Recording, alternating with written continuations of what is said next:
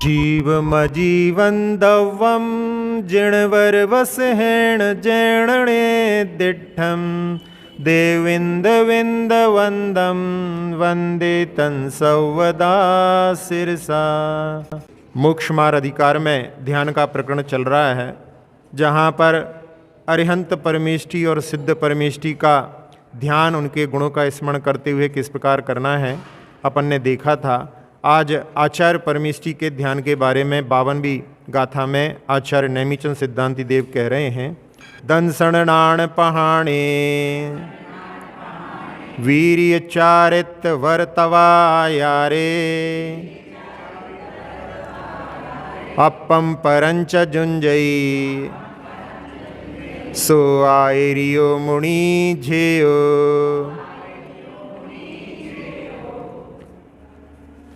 दंसण नाण पहाणे, दर्शनाचार और ज्ञानाचार, इनकी प्रधानता से वीर्य चारित वर तवायारे, वीर्याचार, चारित्राचार और शेष तपाचार में, यानी दर्शनाचार और ज्ञानाचार मुख्य हैं, बाकी 5 आचार में अपम परम च जुंजई, जो अपने आप को और अपने शिष्यों को, दूसरों को भी लगाते हैं।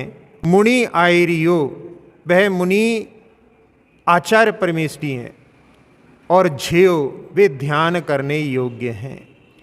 तो आचार्य परमेष्टि मुनि भी होते हैं, यदि उपदेश देते हैं तो उपाध्याय भी होते हैं, और पंचाचार का पालन स्वयं करते हैं, शिष्यों को कराते हैं तो आचार्य भी होते हैं। तो यहाँ पर दर्शनाचार और ज्ञानाचार्य ये मुख्य बतलाए हैं। जैसे 7 तत्व और 6 द्रव्य में जहाँ आत्म तत्व और आत्म द्रव्य ही प्रधानभूत है, ऐसे ही इन 5 आचार में ज्ञान और दर्शन, ये 2 आचार प्रधान होते हैं। यहाँ 3 प्रकार की साधना जहाँ होती है, वहाँ पर रत्नत्रय की साधना कहलाती है। 4 प्रकार की साधना में आराधना कहलाती है, उसमें तप जुड़ जाता है। और पंचाचार की जो साधना होती है, उसमें वीर्याचार एक और जो है जुड़ जाता है। तो इस प्रकार से यहाँ पर पंचाचार का जो पालन करते हैं, उसमें जैसे जहाँ 5 आचार का पालन करते हैं, उसमें दर्शन और ज्ञान को श्रेष्ठ इसलिए बतलाया है कि दर्शन जब समीचीन होता है तो ज्ञान समीचीन हो जाता है, इसलिए दर्शन और ज्ञान दोनों जो है निकट हैं। ज्ञान के माध्यम से दर्शन में भी जो है विशिष्टता आती है। इस प्रकार से दर्शनाचार और ज्ञानाचार ये मुख्य हैं, और इनके होने पर बाकी सारे भी जो समीचीन होते हैं, इसलिए इनके लिए मुख्य कहा है। जैसे स्वर्ण पाषाण जो होता है, उसमें बहुत भारी पिंड होता है, और उसमें देखें अपन तो बहुत थोड़ा सा सोना निकलता है, लेकिन उसमें चूंकि सोना है इसलिए वो भारी पिंड भी वो भारी नहीं लगता, क्योंकि इसमें सोना प्राप्त होने वाला है। तो ऐसे ही यहाँ पर जो तप आदि होते हैं, चारित्र आदि होते हैं, वो बहुत भारी होते हैं, लेकिन दर्शन और ज्ञान के माध्यम से वो भी जो है भार नहीं लगते।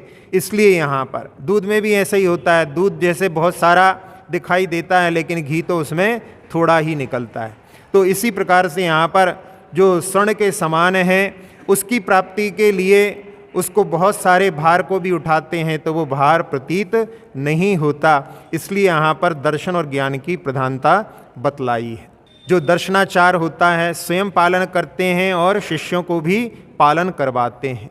8 अंग अपने शरीर के 8 अंगों के समान होते हैं। जब कोई निशंकित होता है, कोई भय नहीं रहता, तो उसका सीधा कदम आगे बढ़ जाता है। उड़ीसा से जब आ रहे थे तो एक जगह ऐसी स्थिति बनी थी कि जहाँ स्कूल में रुकना हुआ था, और बहुत सारे लोग जो कि परिचित नहीं थे, वो हथियार आदि लेकर के वहाँ पर एकत्रित होने लगे। और उस दृश्य को देख करके श्रावक लोग थोड़े भयभीत हो रहे थे, और आचार्य जी के पास में चर्चा चली कि ऐसी परिस्थितियाँ यदि बनती हैं तो उस समय के लिए कोई मंत्र आदि आप बतलाएं, जिसके माध्यम से ऐसी परिस्थिति को अपन निराकरण कर सकें। और उस समय में कोई मुनिराज भी वहाँ पर उन श्रावकों की हाँ में हाँ मिलाने लगे। तो आचार्य श्री ने कहा उस समय में कि जो साधु होते हैं वो किसी का प्रतिकार नहीं करते, वो अध्यात्म में और अपनी आत्मा की शक्ति में विश्वास करते हैं। और जब वहाँ से निकले तो बिल्कुल निशंकित होकर के इस प्रकार से बढ़े कि सारे लोग वहाँ पर देख करके दंग रह गए और वो सबके सब जैसे कीलित हो गए हों, वहाँ पर जो है पीछे रह गए। तो ऐसी जो है निशंकित अंग का पालन स्वयं करते हैं और दूसरों को भी निशंकित करते हैं। वचन में उन्होंने कक्षा में बतलाया था कि आचार्य ज्ञान सागर जी, आचार्य समंतभद्र स्वामी जी, आचार्य कुंद स्वामी, बीरसेन स्वामी सब मिलेंगे, स्वर्ग में जाकर के सब मिलेंगे। और यदि स्वर्ग में वहाँ पर नहीं भी मिले तो समवसरण के जहाँ देवों का कोठा होता है वहाँ तो अवश्य ही मिलेंगे। यानी ऐसी जो है श्रद्धा उस जिसमें कोई शंका नहीं है, ऐसे उनके वाक्यों के माध्यम से अपन निशंकित अंग के लिए समझ सकते हैं। कांक्षित अंग के बारे में जो दूसरा पैर होता है वो अपने आप ही उसका अनुसरण करने लगता है, एक आगे पैर बढ़ता है, फिर वहाँ पर उसकी कोई अपेक्षा नहीं होती। ऐसे ही आचार्य श्री के पूर्व में भी जब वो मुनिराज थे तब उस समय में उनके लिए आचार्य पद की बात आई थी तो वो उसको स्वीकार करने के लिए तैयार नहीं थे और उनका उस समय कहना था मैं तो अविनाशी पद के लिए साधना कर रहा हूँ, आचार्य पद और लोगों को दे दो, कुचामन सिटी में चतुर्मास चल रहा है उनको दे दो, फिर कोई क्षुल्लक जी हैं उनको मुनि बना करके उनको आचार्य पद दे दो। ऐसे उन्होंने कई बार उसका निषेध किया, लेकिन जब उन्हें समझ में आया कि गुरु दक्षिणा तो देना ही पड़ेगी तब उसको स्वीकार किया। तो ये निकांक्षित अंग भी अपन इसके माध्यम से समझ सकते हैं। निर्विचिकित्सा अंग के बारे में भी पहले बतलाया था कि उन्होंने सेवा में ऐसे तत्परता से गुरु ज्ञान सागर जी महाराज की सेवा की है जिसमें कि मल मूत्र की भी उन्होंने वहाँ पर जो है सफाई की और उसमें भी कभी भी ग्लानि के भाव उनके चेहरे पर दिखलाई नहीं दिए। और जहाँ कफ आदि को भी हाथ में लेकर के जिनकी संलेखना करा रहे हैं उसके बारे में भी पहले कहा था। अमूढ़ दृष्टि के लिए उदाहरण के रूप में सीधा हाथ का वर्णन आता है, उसमें उल्टे हाथ का निर्विचिकित्सा में और अमूढ़ दृष्टि में सीधे हाथ का वर्णन आता है। एक बार एक मुनिराज ने आचार्य श्री से पूछा कि आचार्य श्री आपके पास में तो देव वगैरह सब घूमते रहते हैं, आपको कभी उनकी अनुभूति हुई क्या? तो आचार्य श्री ने उस समय कहा कि अरे इन देवों की क्या अनुभूति करना, अपनी आत्मा की अनुभूति करो जो अनादिकाल से अपन ने नहीं की है। ऐसी जो है मूढ़ताओं को वो दूर करने के लिए हमेशा पर रहते हैं। उपगूहन में जहाँ नितंब का जो कि ढककर रखा जाता है, इसमें कभी भी वो किसी के दोषों की चर्चा भी पसंद नहीं करते। उनके इतने बड़े जीवन में कोई भी वहाँ पर ऐसा नहीं है जो कह सके कि उन्होंने कभी उनके मुख से किसी के दोषों की चर्चा सुनी हो। इतने दीर्घकालिक जीवन में किसी के दोषों का वर्णन नहीं करना, ये उनके उपगूहन अंग को प्रदर्शित करता है। स्थितिकरण अंग में पीठ के लिए लिया जाता है। पीठ जो होता है भारी पदार्थों को उठाने के लिए कार्य में आता है। एक क्षपक की संलेखना चल रही थी और जब उन्होंने मुनिराज ने आहार लिया, आहार लेते बन नहीं रहा था, हाथ की अंजलि के माध्यम से हाथ की अंजलि में पानी डाला, लेकिन मुंह तक ले जाते सारा पानी फैल गया। पीने की इच्छा थी लेकिन पीते नहीं बन रहा था। आचार्य श्री ने सब साधुओं को बाहर भेज करके और उनसे पूछा कि यदि पीते नहीं बन रहा है तो गिलास से पी लो। और उन्होंने वहाँ पर कहा कि हम गिलास से कैसे पी सकते हैं। तो इस प्रकार से स्थितिकरण करने के लिए उनको प्रलोभन दे करके, लेकिन वास्तविक मार्ग भी वहाँ पर उनके लिए स्थितिकरण के भी कार्य उनके द्वारा होते हैं। फिर वात्सल्य में, जहाँ वात्सल्य का जो भाव होता है वो हृदय से, जैसे कोई अपने साधर्मी बंधुओं को अपन हृदय से लगा लेते हैं, ऐसा वात्सल्य का भाव। एक बार एक क्षुल्लक जी जिनके सिर में बहुत पीड़ा थी, बहुत पहले की घटना है 87 की, कि जब वो बहुत पीड़ा के कारण में आहार पर नहीं उठ पाए, बाद में जब उनका थोड़ा सा स्वास्थ्य ठीक हुआ तो वो आचार्य श्री के पास में आए। फिर आचार्य श्री ने उनसे पूछा कि अब कैसा लग रहा है, और वो अपनी पीड़ा तो कम हुई है लेकिन आंखों में आंसू पीड़ा को बता रहे हैं। तो आचार्य श्री ने उनसे कहा कि चलो आहार पर उठ जाओ, हम भी तुम्हारे साथ चलते हैं। और आचार्य श्री उनके आहार कराने के लिए गए। तो ये वात्सल्य का प्रतीक है। एक बार कहीं बिहार में ऐसा हुआ कि आचार्य श्री पहले पहुंच गए और संग जो है थोड़ा सा विलंब हो गया, क्योंकि रास्ता जो है थोड़ा अच्छा नहीं था और कुछ साधु थोड़े पीछे भी रुके हुए थे, उनको आने में भी समय लग सकता था। और जब वो 2-2:30 बजे पहुँचे तब आचार्य श्री के पास गए तो आचार्य श्री ने कहा कि थोड़ा सा आराम कर लो, उसके बाद में सभी लोग आहार पर साथ में उठेंगे। तो सबके लिए बड़ा आश्चर्य हुआ कि आचार्य श्री समय पर पहुंच गए थे, लेकिन पूरे संघ के साथ में ही आहार करने के लिए वात्सल्य के भावों को उन्होंने प्रदर्शित किया था।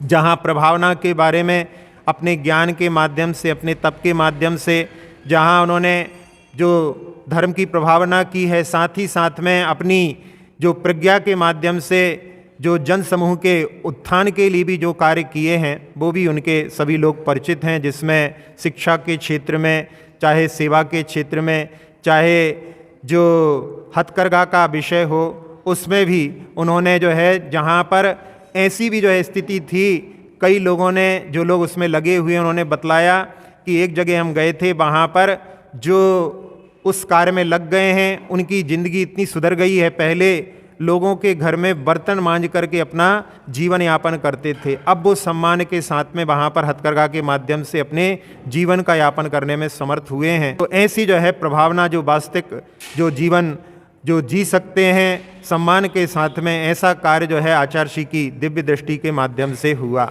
जहाँ सम्यक ज्ञान के 8 अंगों के बारे में भी अपन देखें, क्योंकि सम्यक ज्ञान और सम्यक दर्शन ये दो ही जिस पंचाचार में प्रधानता से होते हैं, जिसमें सबसे पहला है शब्दाचार, जहाँ शुद्ध शब्द का उच्चारण किया जाता है।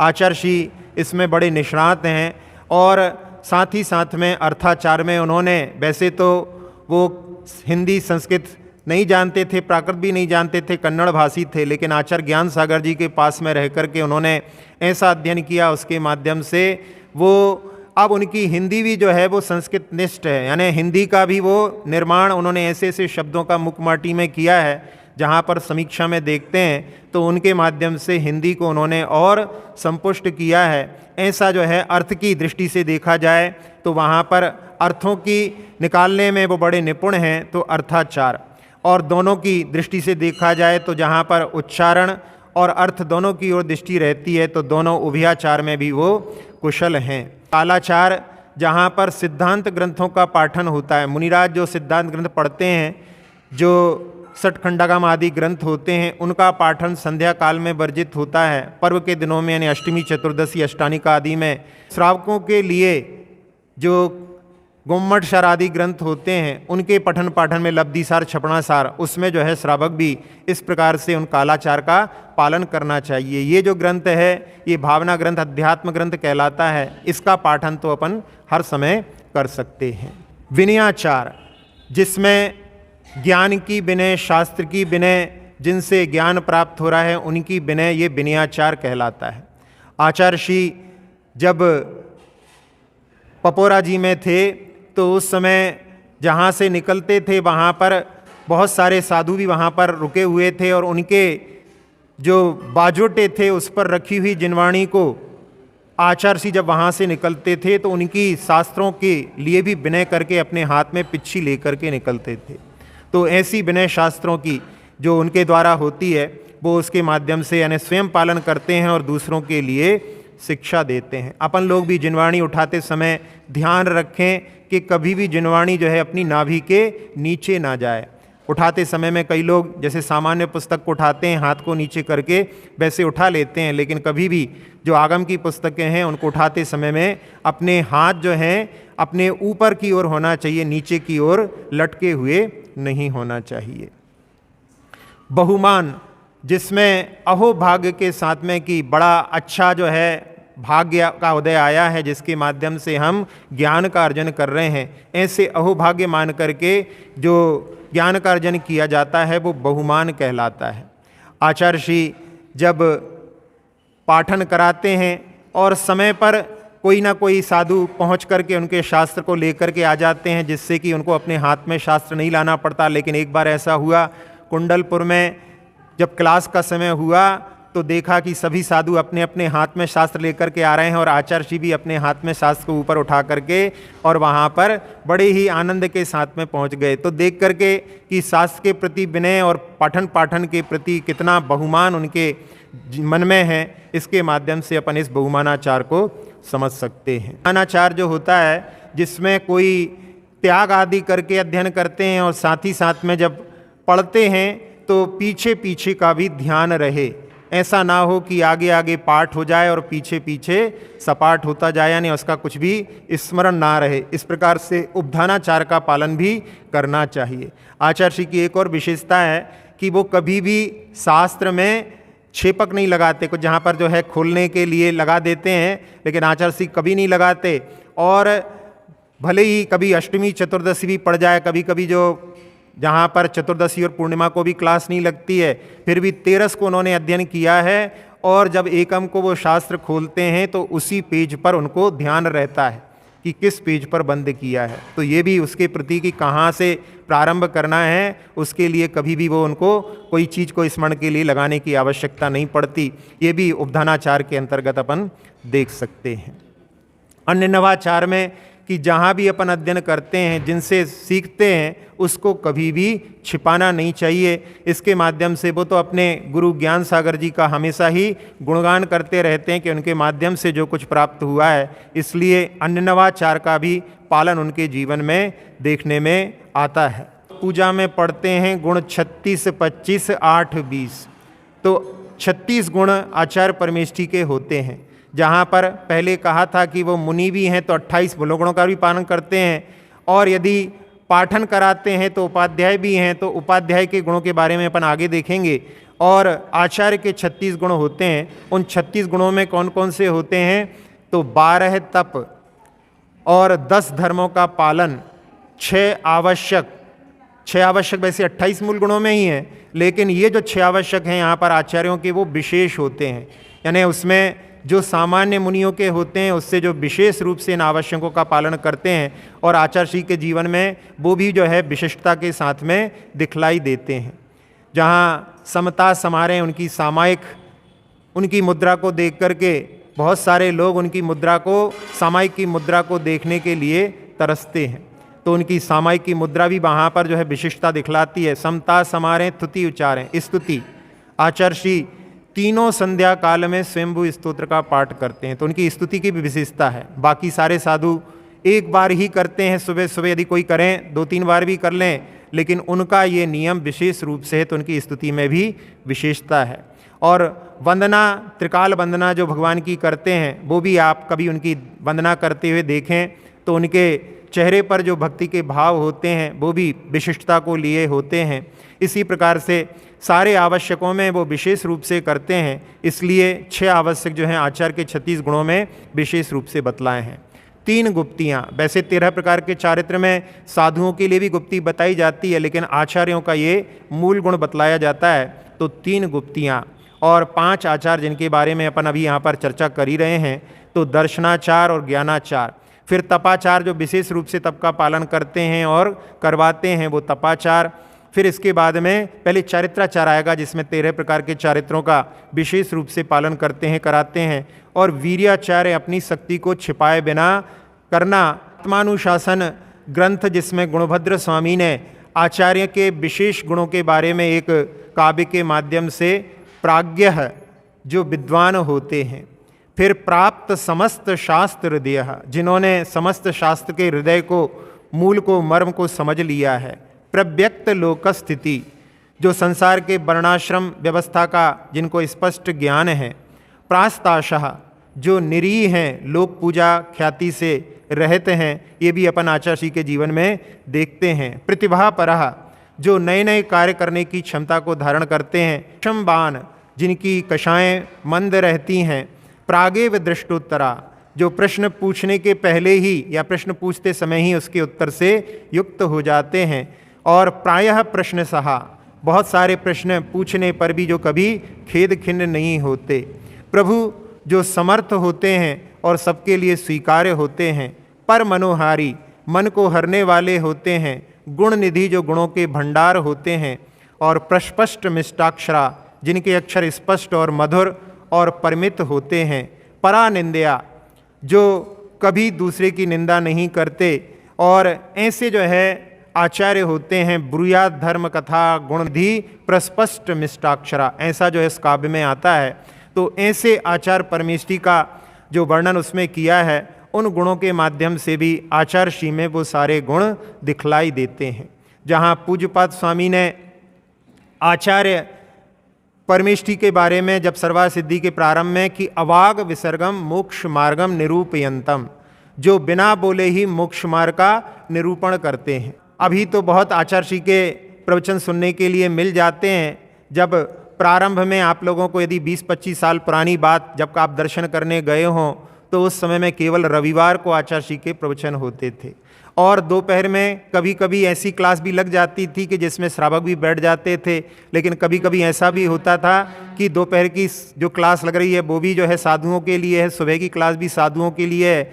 बस केवल आचार्य श्री आहार के लिए, शौच के लिए जा रहे हैं, भक्ति के लिए हैं। तब उस समय में बिना बोले ही, यानी उनके शब्दों को बिना सुने ही सब लोगों के लिए मोक्ष मार्ग का निरूपण उस समय में उनके द्वारा होता था। तो ऐसे जो हैं अवाग विसर्गम मोक्ष मार्गम निरूपयन्तः, और युक्ति और आगम में जो कुशल हैं, जिन्होंने आगम के बहुत सारे गूढ़ रहस्य जिनको कि प्रकट किया और जिसके माध्यम से बहुत सारी मूर्ताओं का उन्होंने निरसन किया है, इसलिए और परहित प्रतिपादन एक कार्यम, जब वो अपने कार्यों में लगे रहते हैं, जब भी वो बाहर आते हैं तो फिर वो उसमें उनका पर का हित ही प्रतिपादन करना उनका एक कार्य है। और आर्य निषेव्यम, जो महान लोगों से सेवित हैं, ऐसे आचार्य परमेष्ठी का अपन यहाँ पर ध्यान कर रहे हैं। तो इनमें यहाँ पर जो है उनके गुणों का यदि अपन ध्यान करते हैं, अणमो आयरी अणम बोलते हैं, उस समय में यदि अपन इनके इस प्रकार के गुणों का चिंतन करें तो उसके माध्यम से अपना मन